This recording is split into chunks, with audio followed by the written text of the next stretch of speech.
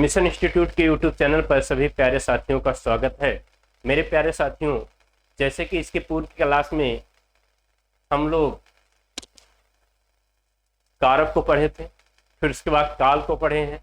अब हम क्या पढ़ेंगे? वाक्य को पढ़ेंगे ना। इसके पूर्व क्लास में हम काल को पढ़े हैं और काल को भी समझे हैं, ठीक है ना। और आज का क्या टॉपिक होने जा रहा है, पहले मैं जीरो से शुरुआत करता हूँ।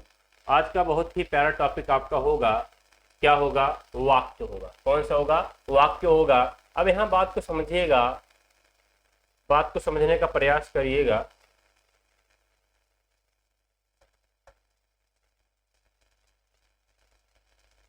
इधर देखिएगा, वर्ण, शब्द और उसके बाद आपका आता है वाक्य। क्या आता है? वाक्य। यानी कि वर्णों के मेल से क्या बनता है? आपका शब्द बनता है। वर्णों के मेल से क्या बनता है? आपका शब्द बनता है, ठीक ना।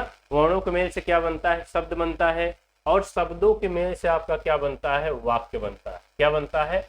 वाक्य बनता है, ठीक ना। और वाक्य में मुख्य रूप से दो घटक का होना जरूरी है। वाक्य में मुख्य रूप से दो घटक का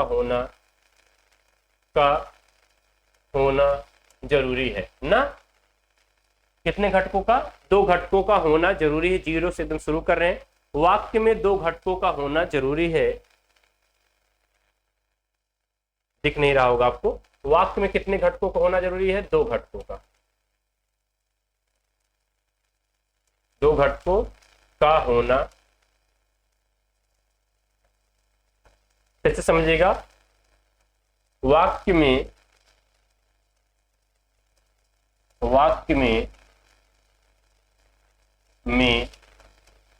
दो घटकों का होना जरूरी है। दो घटकों का होना जरूरी है, यानी कि वह दो घटक कौन कौन से होंगे और कौन कौन से नहीं होंगे, इसे भी समझने का प्रयास करते हैं। यानी कि वह दो घटक होंगे कर्ता और प्लस क्रिया। कर्ता और प्लस क्रिया, इन दो घटकों का होना वाक्य में जरूरी है, ठीक है ना। यानी कि वर्णों के मेल से शब्द बनते हैं, शब्दों के मेल से क्या बनते हैं? वाक्य बनते हैं। वाक्य कहते किसे हैं? हम जिसके माध्यम से अपने विचारों का आदान प्रदान करते हैं उसे हम क्या कहते हैं? वाक्य कहते हैं। क्या कहते हैं? वाक्य कहते हैं। वाक्य में दो घटकों का होना जरूरी होता है। कौन कौन से घटक होंगे? कर्ता और क्रिया। कर्ता और क्रिया। और वाक्य हमेशा कैसा होना चाहिए? स्वतंत्र होना चाहिए। वाक्य कैसा होगा? स्वतंत्र होगा। इतनी बातें समझ में आ गई। वाक्य कैसा होगा? स्वतंत्र होगा। फिर से सुनिएगा, वर्णों के मेल से शब्द बनते हैं, शब्दों के मेल से वाक्य बनते हैं। वाक्य कहते किसे हैं? जिसके माध्यम से हम अपने विचारों का आदान प्रदान करते हैं उसे हम क्या कहते हैं? वाक्य कहते हैं। क्या कहते हैं? वाक्य कहते हैं। और वाक्य के दो घटक होते हैं, यानी कि वह कौन कौन से घटक होते हैं? कर्ता और क्रिया। कौन कौन से घटक होते हैं? कर्ता और क्रिया होते हैं, ठीक है ना। अब इधर समझते हैं। और वाक्य हमेशा क्या होगा? स्वतंत्र होगा। और वाक्य हमेशा क्या होगा? सार्थक होगा। क्या होगा? सार्थक होगा। वाक्य कैसा होना चाहिए? सार्थक होना चाहिए। वाक्य कैसा होना चाहिए? सार्थक होना चाहिए। इतनी उम्मीद, इतनी बातों को समझ गए होंगे, ठीक है ना। अब आगे बढ़ते हैं, समझते हैं। अब इधर देखिएगा,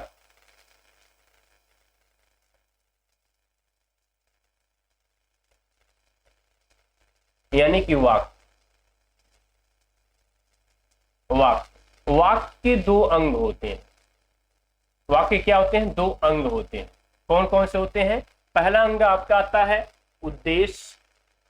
क्या आता है? उद्देश्य आता है। और दूसरा अंग आपका आता है विधेय। दूसरा अंग क्या आता है आपका? विधेय। पहला आपका उद्देश्य आता है और दूसरा आपका आता है विधेय। वाक्य के कितने अंग होते हैं? यूपीएसआई में प्रश्न आपका पूछा जा चुका है। वाक्य के दो अंग होते हैं और पहला आपका उद्देश्य होता है, दूसरा विधेय होता है। उद्देश्य किसे कहते हैं? विधेय किसे कहते हैं? समझने का प्रयास करते हैं। यानी कि उद्देश्य किसे कहा जाता है या विधेय किसे कहा जाता है, इसे समझने का प्रयास करते हैं। यानी कि समझिए मेरी बात को, जिसके बारे में कथन कहा जा रहा है या जिसके बारे में बात कही जा रही है उसे हम उद्देश्य कहते हैं। जिसके बारे में कथन कहा जा रहा है, जिसके बारे में कथन कहा जा रहा है उसे हम क्या कहते हैं? उद्देश्य कहते हैं। उसे हम क्या कहते हैं? उद्देश्य कहते हैं। ठीक है ना। अब विधेय किसे कहते हैं? विधेय किसे कहते हैं? हमने कहा उद्देश्य के बारे में कही गई बात, उद्देश्य के बारे में कही गई बात क्या कहलाती है? विधेय कहलाती है। उद्देश्य के बारे में कही गई बात विधेय कहलाती है। क्या कहलाती है? विधेय कहलाती है। विधेय कहलाती, क्या कहलाती है? विधेय कहलाती है। ध्यान सुनना, उद्देश्य किसे कहते हैं? जिसके बारे में कथन कहा जाता है उसे हम कहते हैं उद्देश्य। जिसके बारे में कथन कहा जाता है उसे हम उद्देश्य कहते हैं। और उद्देश्य के बारे में कही गई बात क्या कहलाती है, या कहे गए कथन क्या कहलाते हैं? विधेय कहलाते हैं। क्या कहलाते हैं? विधेय कहलाते हैं। जैसे हमने कहा, यहां ध्यान सुनना, राम पुस्तक पढ़ता है। राम पुस्तक पढ़ता है। ठीक ना। यहां देखना, राम पुस्तक पढ़ता है। अब यहां देखना, राम क्या हो गया? आपका कर्ता हो गया। राम क्या हो गया? कर्ता हो गया। पुस्तक आपका हो गया भैया कर्म। क्या हो गया है? पुस्तक आपका हो गया है, पुस्तक आपका कर्म हो गया है। ठीक ना। और पढ़ना आपका क्रिया, पढ़ना आपका क्रिया हो गया है। ठीक ना। हमने कहा जिसके बारे में कथन कहा जाता है या जिसके बारे में बातें कही जाती है उसे हम क्या कहते हैं? उद्देश्य। अब ये बताइएगा, पुस्तक पढ़ कौन रहा? बातें किसके बारे में कही जा रही? कर्ता के बारे में कही जा रही। किसके बारे में कही जा रही? कर्ता के बारे में कही जा रही, यानी कि राम के बारे में कहा जा रहा। और पुस्तक पढ़ कौन रहा? राम पढ़ रहा है। यानी कि जिसके बारे में कथन कहा जाता है या जिसके बारे में बातें कही जाती है उसे हम क्या कहते हैं? उद्देश्य। तो यहाँ आपका कर्ता क्या हो जाएगा? उद्देश्य हो जाएगा। क्या हो जाएगा? उद्देश्य हो जाएगा। कर्ता क्या आपका हो जाएगा? उद्देश्य हो जाएगा। और हमने कहा, हमने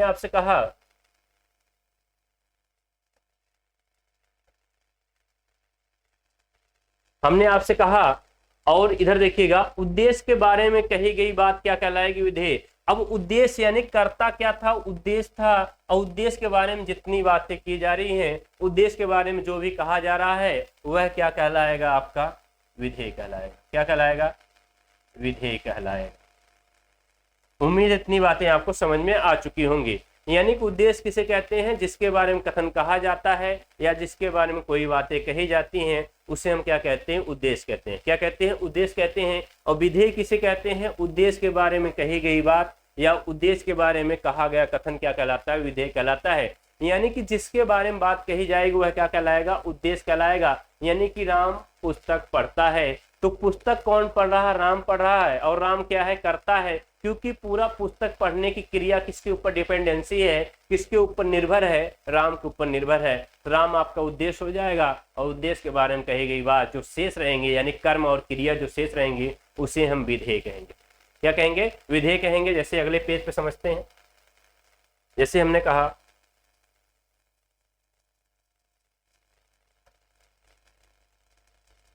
राम फुटबॉल खेलता है। फुटबॉल, राम फुटबॉल खेलता है। राम फुटबॉल खेलता, राम फुटबॉल खेलता है। अब यहाँ पे देखिएगा, राम फुटबॉल खेलता है, तो यानी कि हमने कहा जिसके बारे में कथन कहा जाता है वही क्या कहलाता है? उद्देश्य कहलाता है। तो राम कौन फुटबॉल खेल रहा? राम खेल रहा। तो राम आपका क्या हो जाएगा? क्या हो जाएगा? उद्देश्य हो जाएगा। राम आपका क्या हो जाएगा? उद्देश्य हो जाएगा। क्या हो जाएगा? उद्देश्य हो जाएगा। और उद्देश्य के बारे में जितनी भी बातें कही जाएंगी वह आपका क्या कहलाएगा? विधेय कहलाएगा। यानी फुटबॉल और खेलना क्या कहलाएगा? आपका विधेय कहलाएगा। क्या कहलाएगा? विधेय कहलाएगा। क्या कहलाएगा? विधेय कहलाएगा। और इसके पहले हमने आपसे बताया ही है, क्योंकि वाक्य में दो बातों का होना यानी दो घटक का होना अनिवार्य है। और वह घटक कौन कौन से होंगे? कर्ता और क्रिया। कौन कौन से होंगे? कर्ता और क्रिया होंगे। अब यहाँ पे देखिएगा, कर्ता, क्रिया, कर्म तीनों घटक है। यहाँ पे देखिएगा, ये आपका कर्ता है, ये आपका कर्म है, और ये आपका क्या है भैया? क्रिया। क्या है? क्रिया है। अब हमने कहा, अगर कह दिया राम सोता है। हमने कह दिया राम सोता है, तो यहाँ पे देखिएगा वाक्य होने के लिए दो घटक का होना जरूरी है, कर्ता और क्रिया। यहाँ पे देखिएगा राम क्या है आपका, कर्ता है, और सोता क्या है भैया, क्रिया। सोता क्या है, क्रिया है। यानी कि जो कर्ता होगा और जिसके बारे में बात कही जाएगी या कथन कहा जाएगा, वही आपका क्या कहलाएगा, उद्देश्य कहलाएगा। क्या कहलाएगा, उद्देश्य कहलाएगा। बाकी जो शेष उसके बारे में यानी कि उद्देश्य के बारे में कही जाएगी बात, वही आपका क्या कहलाएगा, विधेय कहलाएगा। क्या कहलाएगा, विधेय कहलाएगा। ठीक है ना, क्या कहलाएगा, विधेय कहलाएगा। अब मेरी बात को समझिएगा, कहने का मेरा तात्पर्य है कर्ता आपका क्या होगा, उद्देश्य होगा। कर्ता आपका क्या होगा, उद्देश्य होगा, और कर्म प्लस क्रिया आपके क्या होंगे, विधेय होंगे। क्या होंगे, विधेय होंगे। क्या होंगे, विधेय होंगे। अगर ऐसा नहीं होता है तो दो घटक का होना अनिवार्य है, कर्ता और क्रिया। तो आपका जो कर्ता होगा वह क्या होगा, उद्देश्य होगा, और प्लस जो क्रिया होगी आपकी क्या होगी, विधेय होगी। क्रिया आपकी जो होगी क्या होगी, यह क्या होगा, उद्देश्य होगा। क्या होगा, उद्देश्य होगा, प्लस आपकी जो क्रिया होगी वह क्या होंगे, विधेय होंगे। क्या होंगे, विधेय होंगे। इतनी बातें आपको समझ में आ चुकी होंगी, उम्मीद है। इतनी बातें आपको समझ में आ चुकी होंगी, उम्मीद है कि कर्ता यानी कि उद्देश्य किसे कहते हैं, विधेय किसे कहते हैं, और वाक्य में दो घटक का होना जरूरी है, कर्ता और क्रिया। कर्ता और क्रिया वाक्य में दो बातों का होना यानी दो घटक का होना जरूरी है, कर्ता और क्रिया का होना जरूरी है। वर्णों से क्या बनते हैं, शब्द बनते हैं, और शब्दों से क्या बनते हैं, वाक्य बनते हैं। शब्दों से क्या बनते हैं, वाक्य बनते हैं। वाक्य कहते किसे हैं, जिसके माध्यम से हम अपने विचारों का आदान प्रदान करते हैं, उसे हम क्या कहते हैं, वाक्य कहते हैं। और वाक्य हमेशा क्या होता है, स्वतंत्र होता है। वाक्य हमेशा क्या होता है, स्वतंत्र होता है। ये तो छोटी छोटी बातें थी, इसका आप लोग स्क्रीनशॉट बना लीजिए, उसके फिर बाद आगे चलते हैं। चलिए आगे बढ़ते हैं। अब इधर देखिएगा, रचना के आधार पे वाक्य के कितने भेद होते हैं।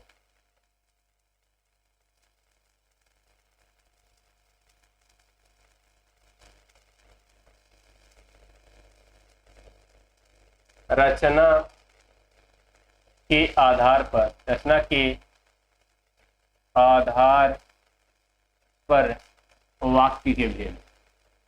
रचना के आधार पर वाक्य के कितने भेद होते हैं, तो रचना के आधार पर वाक्य के तीन भेद होते हैं। कितने भेद होते हैं, तीन भेद होते हैं। कितने भेद होते हैं, तीन भेद होते हैं। उसके बाद अगला पॉइंट आता है, अर्थ के आधार पर या अर्थ के दृष्टिकोण से। अर्थ के दृष्टिकोण से, अर्थ के दृष्टिकोण से, अर्थ के दृष्टिकोण से वाक्य के भेद कितने होते हैं। वाक्य के भेद कितने होते हैं, 8 होते हैं। कितने होते हैं, 8 होते हैं। यानी कि रचना के आधार पे वाक्य कितने भेद होते हैं, 3 होते हैं। अर्थ के दृष्टिकोण से वाक्य कितने भेद होते हैं, 8 होते हैं। कितने होते हैं, 8 होते हैं। उम्मीद इतनी बातें समझ में आ चुकी होंगी। अब हम पढ़ने जा रहे हैं रचना के आधार पे वाक्य के भेद। रचना के आधार पे वाक्य के भेद, ठीक है ना। रचना के आधार पे वाक्य के 3 भेद होते हैं। कौन कौन से होते हैं, पहला आपका होता है सरल या साधारण वाक्य। सरल या साधारण वाक्य, सरल या साधारण वाक्य। और दूसरा आपका होता है संयुक्त वाक्य। क्या होता है, संयुक्त वाक्य, संयुक्त वाक्य। और तीसरा आपका होता है मिश्र या मिश्रित वाक्य। मिश्र या मिश्रित वाक्य, मिश्र या मिश्रित वाक्य। यानी कि रचना के आधार पर वाक्य के 3 भेद होते हैं, सरल या साधारण वाक्य, संयुक्त वाक्य, मिश्र या मिश्रित वाक्य। ठीक है, मिश्र या मिश्रित वाक्य। उम्मीद इतनी बातें समझ में आ चुकी होंगी। अब इधर हम देखने का प्रयास करते हैं, सरल या साधारण वाक्य किसे कहते हैं। सरल या साधारण वाक्य किसे कहते हैं, यहाँ नीचे हम देखने का प्रयास करते हैं। यानी कि सरल, सरल या साधारण, सरल या साधारण वाक्य।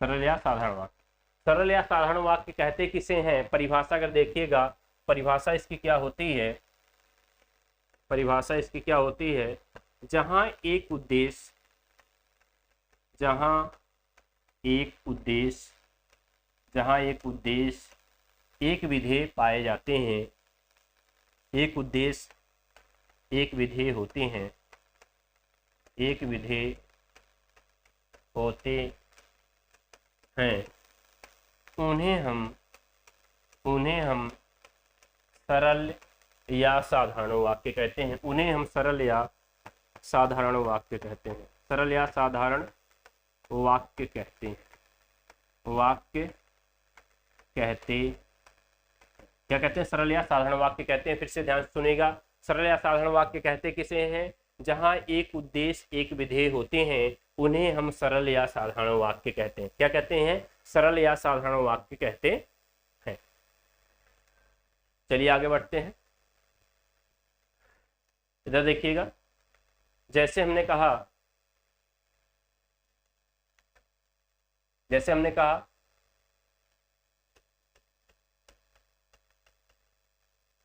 राम पुस्तक पढ़ता है, राम पुस्तक पढ़ता है। तो यहाँ देखिएगा, राम पुस्तक पढ़ता है, तो राम आपका क्या हो गया है? कर्ता। राम क्या हो गया है? कर्ता।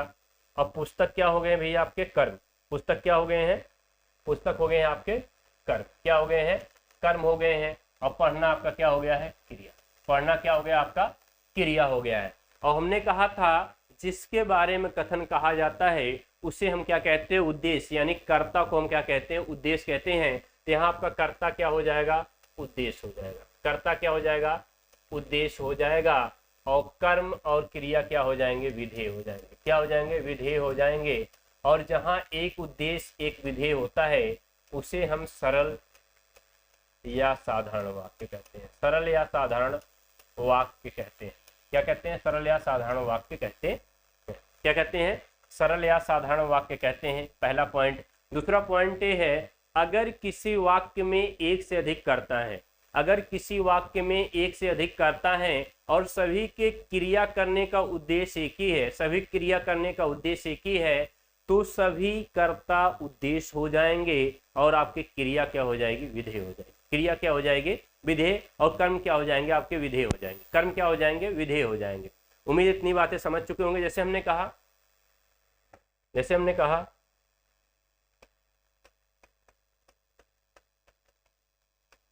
राम श्याम व मोहन पुस्तक पढ़ते हैं। राम श्याम व मोहन पुस्तक पढ़ते हैं। और हमने कहा जब एक से अधिक कर्ता होंगे तो सभी कर्ता क्या कहलाएंगे? उद्देश्य कहलाएंगे। सभी कर्ता क्या कहलाएंगे? उद्देश्य कहलाएंगे। और बाकी जो कर्ता के बारे में बातें कही जाएंगी वह आपके क्या हो जाएंगे? विधेय हो जाएंगे। क्या हो जाएंगे? विधेय हो जाएंगे। यानी कि यहाँ देखिएगा एक से अधिक कर्ता दिख रहे हैं, यानी कि यहाँ राम भी करता है, श्याम भी करता है, मोहन भी करता है। और एक से अधिक जब कर्ता होंगे, एक से अधिक जब कर्ता होंगे तो सभी कर्ता क्या कहलाएंगे? आपके उद्देश्य कहलाएंगे। क्या कहलाएंगे? उद्देश्य कहलाएंगे। क्या कहलाएंगे? उद्देश्य कहलाएंगे। और कर्ता के बारे में कही गई बात क्या कहलाती है? विधेय कहलाती है। कर्ता के बारे में कही गई बात क्या कहलाती है? विधेय कहलाती है। यानी कि पुस्तक कौन पढ़ रहा है? राम श्याम मोहन पढ़ रहे हैं। पुस्तक आपका कर्म है, पढ़ना आपका क्रिया है। ये दोनों क्या हो जाएंगे? आपके विधेय हो जाएंगे। क्या हो जाएंगे? विधेय हो जाएंगे। और जहाँ एक उद्देश्य एक विधेय आता है उसे हम सरल या साधारण वाक्य कहते हैं। उसे हम सरल या साधारण वाक्य कहते हैं। सरल या साधारण वाक्य कहते हैं। क्या कहते हैं? सरल या साधारण वाक्य कहते हैं। उम्मीद है सरल या साधारण वाक्य आपको समझ में आ चुका होगा। उम्मीद है सरल या साधारण वाक्य आपको समझ में आ चुका होगा, इसमें कोई डाउट नहीं होगा। ठीक है, आगे बढ़ते हैं। अब आगे देखिएगा, आगे आपका होता क्या है? अगला आपका आता है संयुक्त वाक्य। क्या आता है?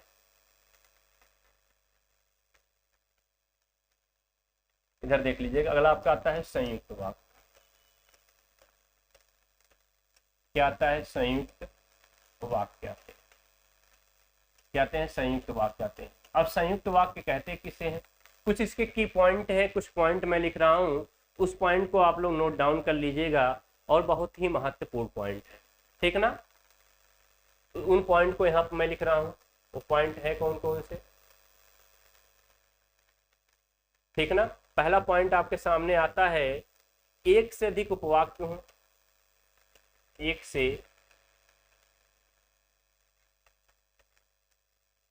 से अधिक उपवाक्य हो। क्या हो? एक से अधिक उपवाक्य हो। दूसरा पॉइंट है, सभी उपवाक्य स्वतंत्र हो, सभी उपवाक्य क्या हो? स्वतंत्र हो, क्या हो? स्वतंत्र हो। तीसरा पॉइंट है, यानी कि पहला आपका पॉइंट है, एक से अधिक उपवाक्य हो, सभी उपवाक्य क्या हो? स्वतंत्र हो, और सभी उपवाक्य सरल वाक्य हो, सभी उपवाक्य सरल या साधारण वाक्य हो, सरल या साधारण वाक्य हो, सरल या साधारण वाक्य हो। चौथा पॉइंट है, एक से अधिक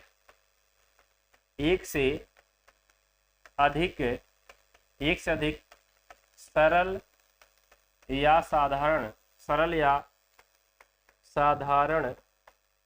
एक से अधिक सरल या साधारण वाक्य संयुक्त वाक्य कहलाता है। क्या कहलाता है? संयुक्त वाक्य कहलाता है। क्या कहलाता है? संयुक्त वाक्य कहलाता है। क्या कहलाता है? संयुक्त वाक्य कहलाता है, ठीक ना।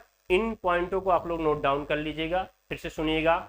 एक से अधिक उपवाक्य हो, क्या हो? एक से अधिक उपवाक्य हो, सभी उपवाक्य क्या हो? स्वतंत्र हो, सभी उपवाक्य सरल या साधारण वाक्य हो, एक से अधिक सरल या साधारण वाक्य संयुक्त वाक्य कहलाता है। क्या कहलाता है? संयुक्त वाक्य कहलाता है। और एक अगला पॉइंट देखिएगा, अगला पॉइंट है निम्न अवयव का मतलब होता है चिन्ह। अवयव का क्या होता है? चिन्ह होता है, या मतलब क्या होता है? चिन्ह।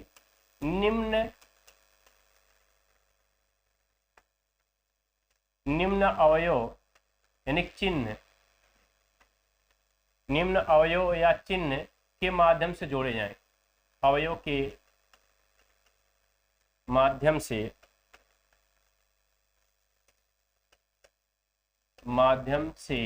जोड़े जाएं, यानी कि वह चिन्ह कौन से होंगे, वह अवयव कौन सा होगा, उसे हम देखने का प्रयास करते हैं। वह आपका होगा और क्या होगा? और होगा। वह आपका क्या होगा? और होगा। वह आपका क्या होगा? और कलर दूसरा ले लेते हैं, दिख नहीं रहा सही से, ठीक ना। वह आपका क्या होगा? और होगा। वह आपका क्या होगा? तथा होगा। वह आपका क्या होगा? एवं होगा, ठीक ना। वह आपका क्या होगा? किंतु होगा। वह आपका कौन सा होगा? परंतु होगा, ठीक ना। वह आपका क्या होगा? अथवा होगा। क्या होगा? अथवा होगा। वह आपका क्या होगा? अतः होगा। क्या होगा? अतः होगा। वह आपका क्या होगा? इसलिए होगा। क्या होगा? इसलिए होगा, ठीक ना। वह आपका क्या होगा? लेकिन होगा। क्या होगा? लेकिन होगा।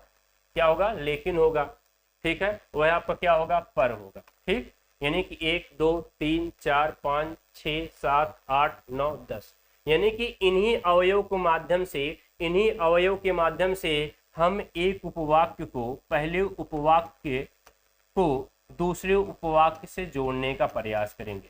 एक उपवाक्य को दूसरे उपवाक्य से जोड़ने का प्रयास किसके माध्यम से करेंगे? इन्हीं अवयव चिन्हों के माध्यम से करेंगे। किनके? इन्हीं अवयव चिन्हों के माध्यम से हम करने का प्रयास करेंगे, ठीक ना। फिर से सुनिएगा, एक से अधिक उपवाक्य हो, सभी उपवाक्य स्वतंत्र हो, सभी उपवाक्य सरल या साधारण वाक्य हो, एक से अधिक सरल या साधारण वाक्य संयुक्त वाक्य कहलाएगा। एक से अधिक सरल या साधारण वाक्य क्या कहलाएगा? संयुक्त वाक्य कहलाएगा।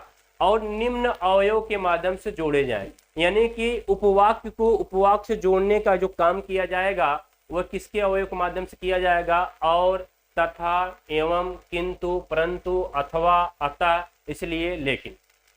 उम्मीद इतनी बातें समझ में आ चुकी होंगी। आगे बढ़ते हैं।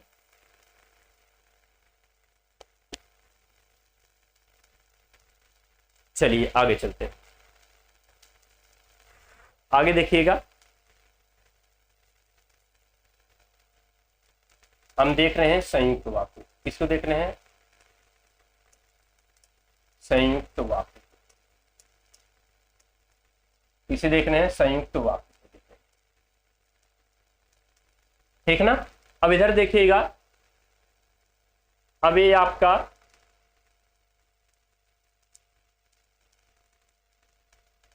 एक समझिएगा, आपके सामने वाक्य आ चुका है। आपके सामने क्या आ चुका है? वाक्य आ चुका है। अब इन्हीं वाक्यों को हम छोटे छोटे खंडों में तोड़ें। इन्हीं वाक्यों को हम छोटे छोटे खंडों में तोड़ें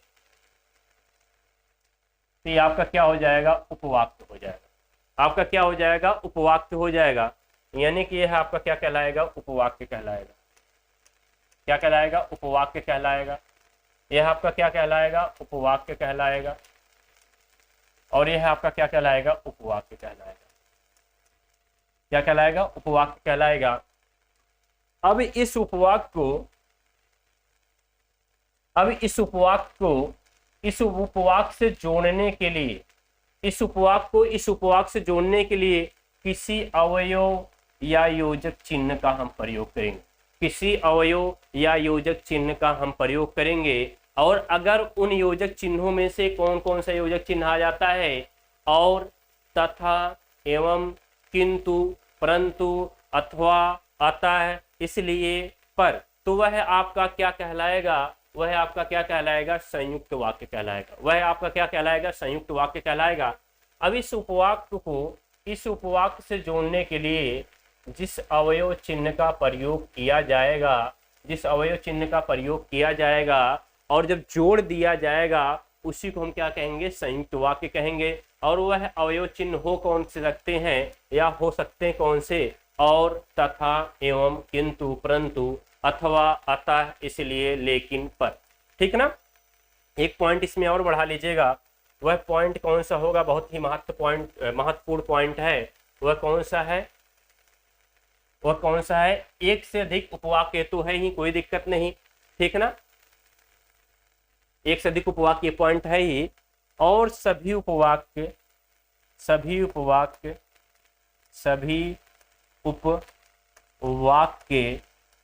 किसी न किसी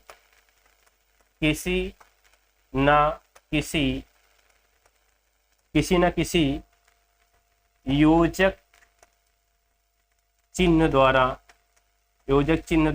जोड़े जाएंगे।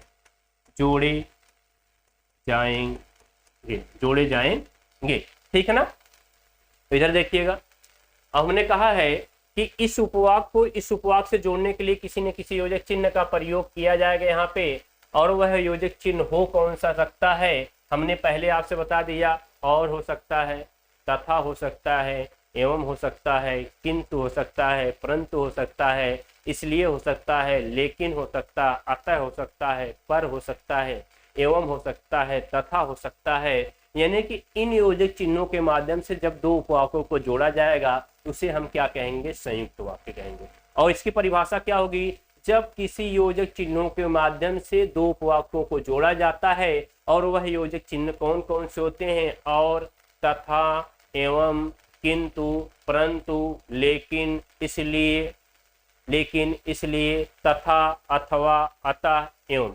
तो वहां कौन सा वाक्य होता है? वह कौन सा वाक्य होता है? संयुक्त वाक्य होता है। जैसे हमने कहा राम पुस्तक पढ़ता है। राम पुस्तक पढ़ता है। और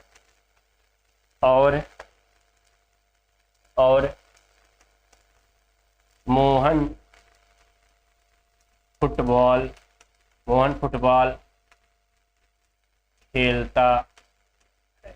राम पुस्तक पढ़ता है और मोहन फुटबॉल खेलता है। राम पुस्तक पढ़ता है और मोहन फुटबॉल खेलता है। यहाँ देखिएगा हमने दो उपवाक्य लिए हैं।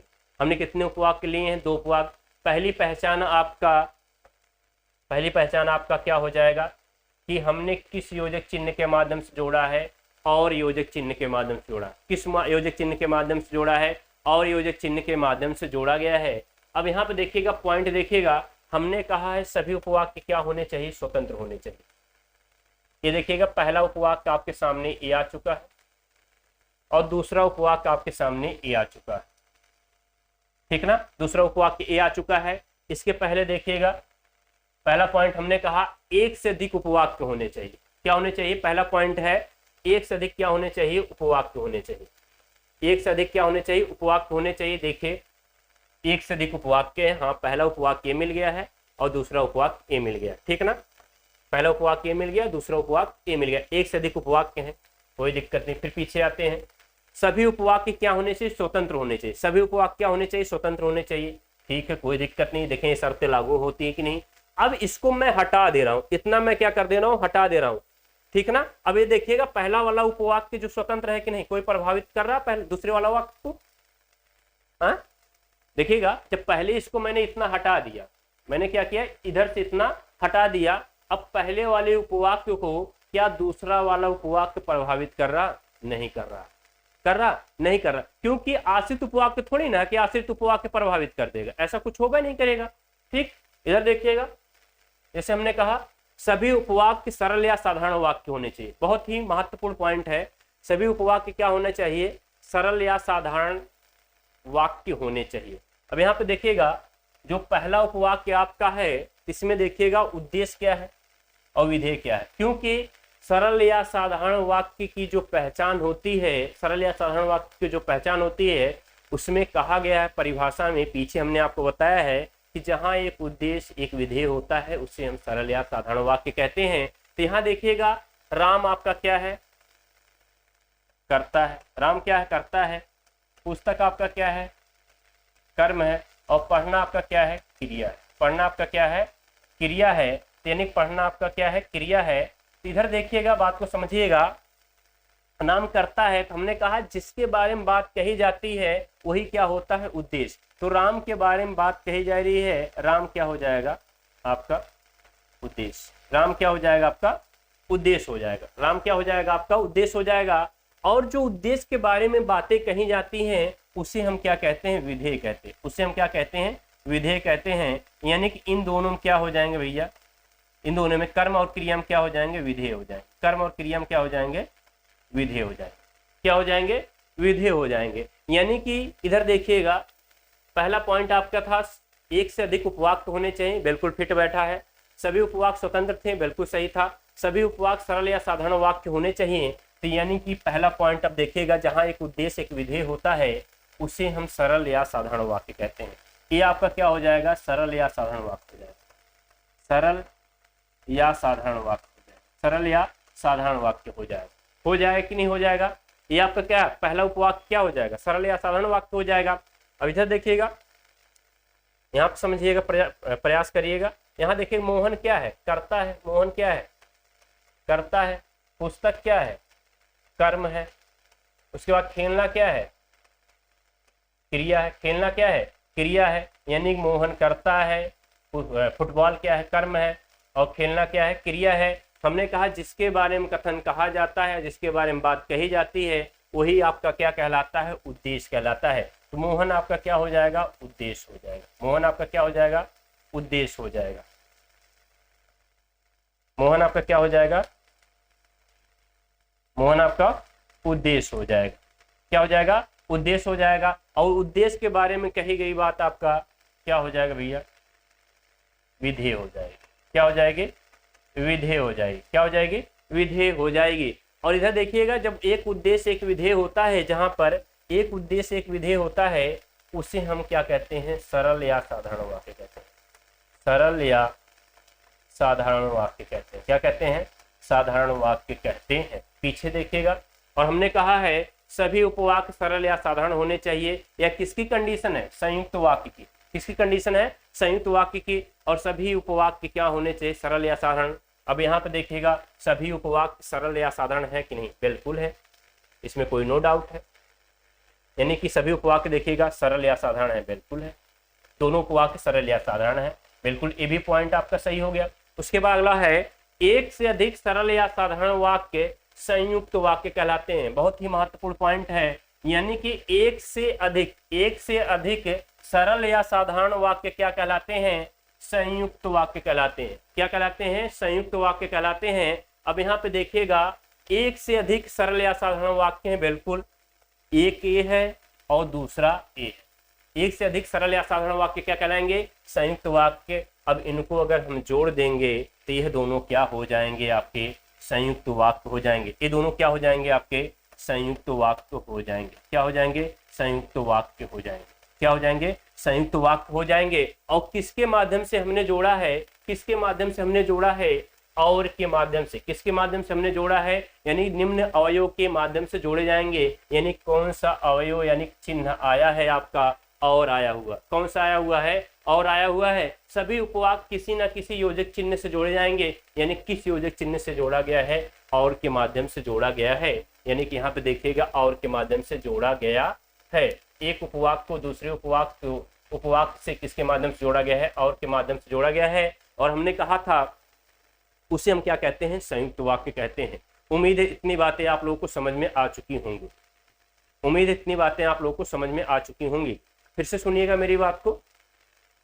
पहला पॉइंट आता है एक से अधिक उपवाक्य हो। संयुक्त वाक्य की कंडीशन क्या होती है? एक से अधिक उपवाक्य हो। हाँ भैया, पहला उपवाक्य है, दूसरा उपवाक्य है, एक से अधिक उपवाक्य है। दो भी हो सकते हैं, तीन भी हो सकते हैं, चार भी हो सकते हैं, ठीक ना। दूसरा पॉइंट था कि जो उपवाक्य है वह सरल या साधारण वाक्य होना चाहिए, उपवाक्य होना चाहिए। जो उपवाक्य है वह सरल या साधारण उपवाक्य होना चाहिए, बिल्कुल सही। अब सरल या साधारण उपवाक्य की कंडीशन क्या होती है? यानी उपवाक्य की कंडीशन क्या होती है?